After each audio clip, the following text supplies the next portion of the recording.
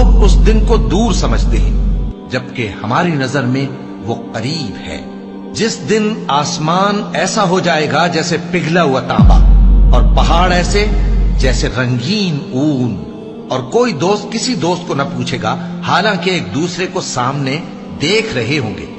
اس روز گناہگار چاہے گا کہ کسی طرح اس دن کے عذاب کے بدلے میں سب کچھ دے دے، یعنی اپنے بیٹے اور اپنی بیوی اور اپنے بھائی اور اپنا خاندان جس پہ وہ رہتا تھا، اور جتنے آدمی زمین پر ہیں غرض سب کو دے ڈالے، پھر اپنے آپ کو عذاب سے چھڑا لے۔ لیکن ایسا ہرگز نہیں ہوگا۔ وہ بھڑکتی ہوئی آگ ہے، کھال ادھیڑ کر کلیجہ نکال لینے والی۔